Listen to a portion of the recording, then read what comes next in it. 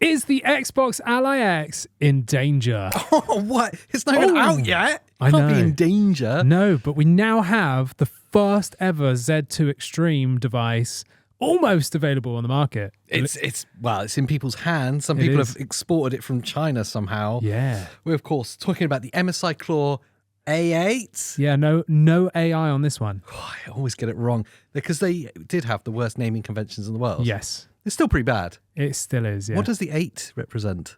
Is it 8 the inch. 8 inch. 8! But it's here. The first Z2 Extreme handheld. Yes. Very exciting because it does give us a window into the performance of what the Xbox Ally is going to be. Yes, it does indeed. We've got a podcast coming up about that. Yes, tomorrow. Is it tomorrow? It's tomorrow. Wow. So make sure you subscribe. Yes. But I think it makes sense to talk about this MSI device. Absolutely. And kind of deep dive a little bit the specs, what we're going to get from performance from it, and the price points and stuff. Because it's genuinely exciting. I wish we could get hands-on with one. I wish I could too. I'm going to send this video to everyone who could possibly be connected to MSI. Yes. Please send us one. I'm so glad that MSI have gone from, because they previously had the Intel-based ones. Yes. And now they've actually gone, no, we're going to release an AMD version. Yeah. And they've gone full in with the top-end Z2 Extreme. Z2 Extreme. It's worth noting they're using the Z2 Extreme, yes, which is a fantastic APU, well, it's top of the line, isn't it? It's top of the line, but it's not the same as what Asus are going to be using in their Ally, Xbox Ally. No. Which is the Z2 AI Extreme. Z2 Extreme AI. It's the same thing. It's just got 50 MPU tops in it. Yes. So we're not sure. No one's quite sure what that is yet. We believe it's about operating system, but could be even about hardware-based frame gen or upscaling. Yeah. We don't know yet. Yeah. But it's a Z2 Extreme. It's top of the range. It's incredibly performant. Should we start with the performance that we're going to get? Oh, I think we save it. I think we go through the specs of the device, right, and then lead up to the performance. I would say Z2E. Yep. 8 inch. Yes. 16 by 10. Yeah. I love 16 by 10. I don't like 16 by 10, but I'll get over it because it's an 8 inch. Yes. 16 by 10, 1200p, 120 hertz VRR screen. Yeah. Yes, please. Absolutely beautiful. Absolutely. This is literally what I've wanted in a handheld. And initially, I didn't realize they were going with a 16 by 10 because I didn't see the 1200p. No. I just thought it was a 16 by 9 8 inch. Which and I is was amazing. I was happy with that. Then I saw it was 16 by 10, which means even more screen space. Blew my mind. I was like, this is yes, just yes, please. I'm gonna willing to admit defeat that I know most people are going to prefer 16 by 10 because it's more screen real estate. Yeah. It's better for games, especially with games that've got permanent UI and stuff. There is a negative though, because it's LCD. If you are playing a game that doesn't support 16 by 10 aspect ratio, you will have black bars. And because it's not an OLED screen, you're going to see those black borders. Oh, you will. You'll almost get double bezel effect. Yes. That's going to be weird. They'll have big old chins and foreheads. Yes. I was never a fan of it personally because I felt it looked a little bit too close to 4x3. Yeah. But that's just me. That's fine. Some really cool things with this. Hall effect sticks and triggers. Yeah. Which you don't see with the Asus devices. Oh, no, not at all. A genuine quality of life. It means you're not going to have to mod it. Yeah. It comes out of the box with them. No rumble in the triggers though. No. Yes. No. I mean, the Xbox Ally X is the first, as far as I'm aware, to put the rumble motors in the triggers. Yeah. What was the battery size in this? 80 watt hours. Oh, yes. Yes. I mean, it's on par with what we'd expect from the top-end devices, but that does mean a good 2 to 3 hours of gameplay, doesn't it? Yeah. And we know, we're going to talk about performance later, but we know the Z2 Extreme chip is more efficient than the Z1E and stuff. And also capable of running at a higher wattage as well. Yes. Yeah. We've got topping out at 35 watts on the Z2 Extreme. So both of those things combined are going to really significantly affect performance. Yeah, it's really good that they've stuck an 80 watt hour. Wi-Fi 7. Amazing. Yeah. That's one up in the Asus. That's only Wi-Fi 6E. And 2 USB 4 ports. Yes, again, good. topping out because the Asus has one USB 4 and then one USB 3.2. So it opens up a whole kind of world of peripheries. Is that 2 eGPUs? One in each port? I was going to say that. We SLI'd GPUs. Wow. That'd be amazing. Your own personal LAN party. But, it does open up a massive amount. Yeah. Genuine, huge bandwidth. You've written a note here, Andy. I have, yeah. It says, software will be, but quick settings integrated with game bar. So they're like effective command center, like on the Asus devices, right? It's actually built into game bar. Now, I know with the previous MSI Claws, it was on the right-hand side. You press the button for the quick settings, but then the menu opened on the left-hand side, which was kind of weird. That's weird. And it looks like that's the same thing here because it's actually integrated with Game Bar, which I really like. So this is actually integrated with Windows Game Bar. It's not separate software that opens. It's part of that. Love that idea. But I just found it always a bit weird that you press the right button, it pops up on the left-hand side. Bit strange. And the reason why I said that the software is a bit... is, I mean, MSI aren't known for their software. They're really. not. But it's a new device. It's a chance for them to kind of reinvigorate that. Maybe there's changes being made to the software. I'm giving them the benefit of the doubt. Yeah. Yeah. Will it compete with how good the software is on the Allies? No. So they've done a really good job. They have. And I think we'll save a bit more about the software until the end. Oh, interesting. When we directly compare it to the Xbox. I do want to call BS on one thing that they're claiming. Yes, I really enjoy this point. I know what you're going to talk about. In their marketing gump, they talk about quick access to the SSD. Yes, and that got me extremely excited. Because you're thinking if they've done like what you get on the PlayStation 5, you can easily access the NVMe drive, whip it out, upgrade your storage without any faff, no screwdrivers. Yeah. I mean, in my head, and I know I'm a bit of a simpleton, but it would be really easy to implement just a little plastic latch, and then it exposes it. You do the one screw, and then out it pops. You wouldn't even need a screw. You now have like rubber grommets that hold them in place. So old school. I'm so used to NVMe drives, like screwing down. They still have that, but in a lot of them, you get like rubber clips now, so you could easily just, like you said, have a latch with a thumb-like latch. Just pull it open, pop the thing, pull the drive out, stick a new M.2 in, done. Yeah. And they've gone, easy access. That easy access is remove all the screws on the back plate, remove the back plate, and then change the SSD. What, like every single handheld on the market? That's not an advertising feature. No, you don't want to be like proud of that. How else would you do it? What was exactly? What? What's the situation with the RAM on it? The RAM is 24 gig. 24 gig, 8,000 mega transfers. So it's exactly the same as the Xbox Ally X, which is really good. Yeah. So, but also importantly, an upgrade on what we've seen in the current market leader with the Asus Ally X. Yes, yeah. So this is 500 mega transfers faster. Yeah. So it's faster RAM. Yeah. More headroom. Price. Yeah. So this. I mean, let's look at the old ones for a second. Yeah. Okay. So the Claw A8 AI Plus. Yeah. Was £1,050 in the UK for the Polar Tempest edition. Yeah, that's the like top end one with a bigger battery, bigger storage. So it's had 2 terabyte drive. The one below it was 9 something, was it? Just those 950. 950, I believe it was here in the UK. Yeah, so that's a lot of dollars. Well, yeah, our price includes VAT. It does yours indeed, doesn't. So usually you look at it and it usually works out 1 for 1. Pretty much. Once you include that. Yeah. So if it's £1,000, it'd be $1,000. Yeah. Okay, so the prices out now in China, in Taiwan specifically, seem to be around $1,000. Yes. They is listed for pre-order in some European sites. Yes. You've got a retailer in Germany and one in Slovakia that have listed it. And they've both listed it for €975, including VAT. So I reckon that'll be a 1 for 1 to pound. Yeah, £975. Yeah, I reckon £1,000. If we've seen the Polar Tempest edition at 150, like 1,050, then I reckon a good 9 to 950 for this edition. I'm really torn on that price point. Yeah. It's a bit of a psychological barrier. I feel like you can't go above 1,000 for these devices. Yes. They're quite short-lived, their lifespans. Well, so far they are, yeah. Yeah, we've seen so many, because technology is moving so fast, and like specifically with APUs. Yes. You're getting upgraded very regularly, and it is a handheld device, so it's less durable, less upgradable, and all the rest of it than a PC. And this is what, the 5th MSI Claw?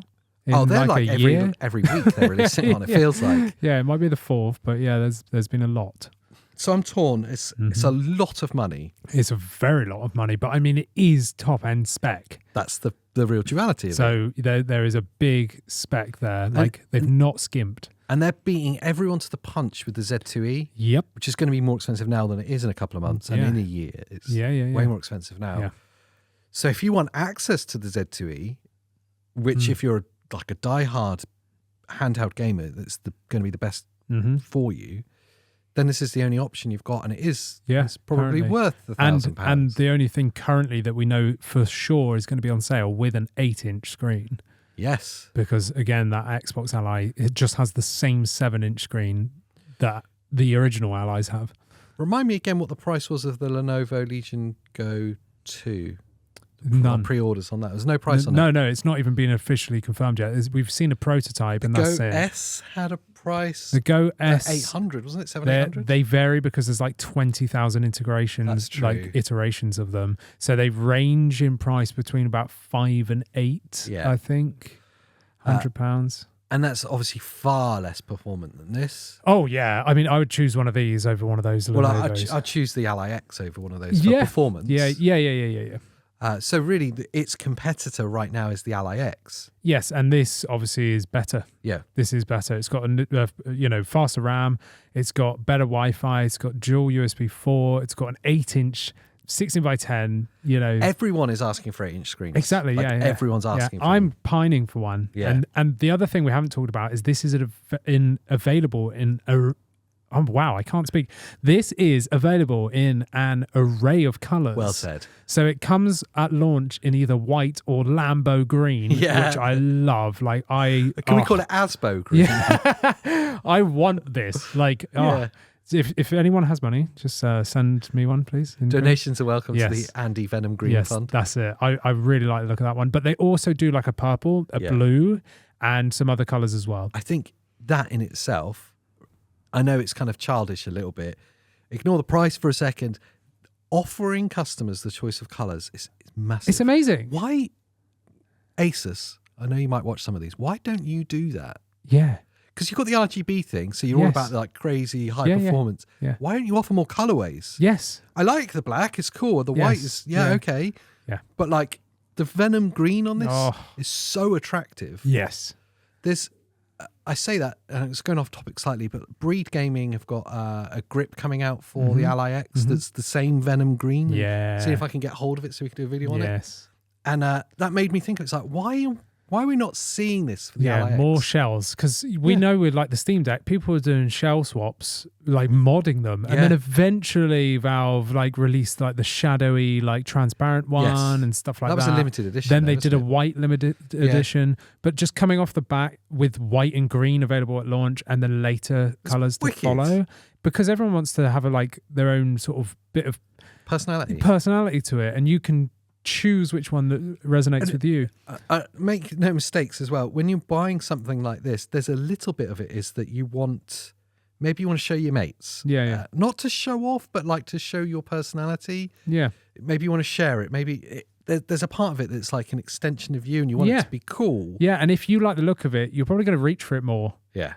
So there's that. So I'm in love with this thing. I think it looks fantastic. I would love to get hands on with a green one. And I really, really would, because it looks fantastic. But I think it's time to talk about the performance before we finish up with the software thing. Yeah, so performance. I'm just bringing my notes up that we've got for the podcast tomorrow, because we've got a little bit about performance in that. We do, yeah. There's some really interesting things that have come out from the benchmarks so far when compared to the Ally X, the Z1 Extreme. Yes. It seems to be that the Z2E is entirely modelled around efficiency rather than peak performance. Yes, yeah. Which I think the community as a whole have been asking for, better efficiency. I agree, yeah. I think in part as well, the Nintendo Switch has showed the industry how important efficiency is. What's capable, yeah. And NVIDIA have shown us what's capable at like 10 watts or whatever it is that runs at. Yeah, it's insane. So I think there's a big drive for efficiency. And I think if you were to go what's best for gamers as a whole, handheld gaming device is not about peak performance. No. It's about acceptable performance in the most efficient way possible. And it feels like the Z2E is absolutely aimed at that. Yeah. Generally, in my opinion, if you're wanting peak performance from your handheld, you're sat next to an outlet. You're plugged in. So you're plugged in. And with the Z2E, we know we're going to get 35 watts. Yes. So we're going to get some serious gains here. Yeah. But I agree, it is a handheld. It's intended to be played on its battery. Yep. So we want to see increases in its efficiency and its performance at the lower wattages. Yeah. And it looks like we're going to get just that. Well, like huge, well, what was the average? It's around 30% at 17 watts. Yes. And it's really important that you kind of labour the kind of wattage parts. The benchmarks we're looking at were done by ETA Prime, looking at the benchmark game of all time, Cyberpunk. Yes. So he was using it as 1080p, wasn't he? 17 watts. Yeah. The Z1E was coming in an average of 35 FPS, and the Z2E was coming in at 45 FPS. Yeah, and that's just like raster, no upscaling. No upscaling, just pure performance. And that's the really important bit. That's a 10 FPS increase on what was 35 FPS, which is about 30%. Yeah. Just under like 28%. And MSI even on their web page for this state 29% uptick in performance. Yeah, that feels right. Yeah. When you start going up, and this is why we think it's kind of aimed at efficiency, when you start going up to the higher wattages, so now looking, same game, 1080p, same settings, 25 watts, the Z1E was running at 42 frames per second average, Z2E running at 46 frames. Yeah, so less than 10%, really. Yeah, about 10%. Yeah, slightly less than 10%. You're right. So I've seen a lot of reaction to this straight away, where people were upset that it's not worth the upgrade because they're looking at peak performance. Yes. And if that was your thing, I'd agree. It's probably not. Yes, I'd agree, but you do need to take into consideration the Ally X, which this is compared against, taps out at 25 watts handheld. Yes. The MSI A8 should do 30 watts handheld on battery power. Yeah. So we will see a bigger uptick in performance. It's just ETA Prime's kept it fair and done 25 against 25 watts. I would have liked to have seen a benchmark where it's like maxed out. Both plugged in max. Yeah. Just to see what peak performance is. And also we need to take into consideration there's no driver updates yet. Well, so we could see a bigger. I'm surprised he's even got drivers to get it running. I don't even know how that's possible. Just out of the factory, I guess. Yeah. So and like absolutely right. As we saw with the Z1E, it improved massively in time, in quite a short space of time as well. We're absolutely going to see that with Z2E. Yes. But for at least on first blush, it seems like its focus is on that efficiency, that 17 watts mode.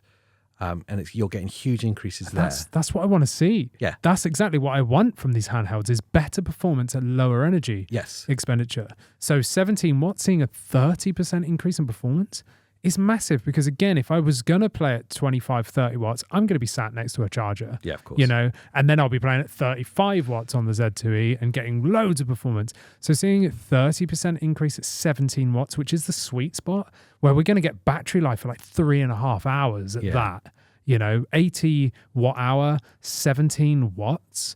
If it's, you know, getting a really decent FPS there, well, a 30% improvement over the Z1E, we're going to get really good battery life. Well, like, are you going to be happy playing Cyberpunk at 45 frames per second? Well, yes, and that's without any upscaling. So throw FSR on there or XCSS or FSR plus frame gen. Yeah, you're going to be like at 120 FPS at 17 watts for like 3 hours.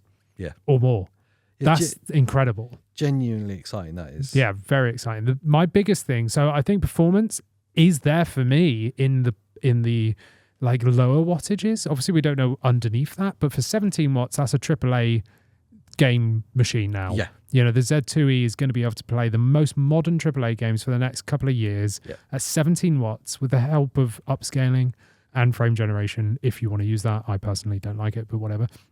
So I think the performance is there. I think the only thing comes with the software now. Yes. And that's where we're pitting it against the Xbox Ally X, because we know the Xbox Ally X is going to launch with the new slimmed down gaming OS, which we dub Xbox OS from Microsoft, which halves the cost, the resource hogging of Windows in half. So it's now 2 gig of RAM saved.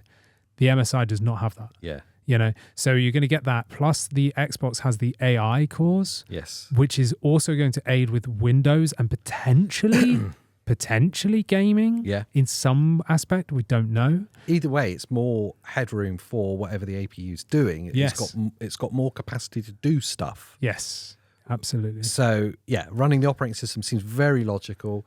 And even if it does nothing, it just sits there doing nothing, that extra 2 gig of RAM that you can allocate to your game rather than to the operating system. Yeah, it's gonna have a massive impact on this. Yeah, you'll be able to bump textures up for sure. Yeah. You know, and that's the thing as well, is because Asus have been working directly with Xbox, which is Windows, and this has got Windows on it. You're going to see better integration of Armory Crate of some shape, form, or kind within Game Bar, and you know, it's gonna blend well. Whereas MSI's software here, it's kind of just like forced upon. It's exciting because for me, and maybe I'm doing them a disservice, but it's the first MSI handheld that I've seen that I've gone, now it's interesting. I want one. Now they've stepped, they've stepped into their interesting space. Yeah. Where before I was quite happy to go, it's there, but Intel, I'm not that fast. Yeah, I mean, that's the thing. The first MSI Claw, let's just forget about that. But the MSI Claw A8 Plus, whatever it's called, I really like that. I even like the weird sandy color. Yeah. Everything about it's great. The spec's great. And that Intel APU has got better with drivers over time. But I still was on team AMD. For them to actually step aside and go, no, let's do an AMD too. Yeah. Like, now I'm really happy with that. Like, for sure. For sure. And hopefully, I mean, there's nothing to... We know Xbox and Asus have said that they will be bringing this Xbox OS backwards to their Ally X and Ally. And that's not to say that we expect them to release this publicly for any device in time. When? We don't know. But it does mean that we may still see that Xbox OS come to something like the MSI Claw A8 and get better performance again when that drops. Yeah. The only other hope I have for them, especially at that nigh on £1,000 price point, which it seems like this is going to be, is that they don't carry on with their release cycles as they are. Yeah. Which I cannot promise because it's not the MSI way, but it feels like it's like every 6 to 9 months they're releasing a new device currently. Yeah. Which is too quick for them to be a mass market product. Yes. Yeah. I agree. I feel like it's shunning customers a bit much, you know. Yeah. Anyway, it's exciting. Yes. Let us know if you're excited for the MSI Claw A8, no AI or pluses involved. No, and if you find yourself with 2 of the green ones, let's send one over here. Oh yeah, we'll give it back to you eventually. No, I won't. With Dorito fingers all over It'll get lost. It'll get lost in the post. Yeah. Let us know what you think down in the comments down below. And whilst you're down there, like this video. Yes. Obviously. Yes. Subscribe for more handheld gaming content. Yes. And what else? Become a member, and you can talk to us and find out where our address is for you to be able to ship one of these to us. Over on our private Discord. Or dox us on a stream. Well, that's true. Yeah, that too. So until the next time. Bye.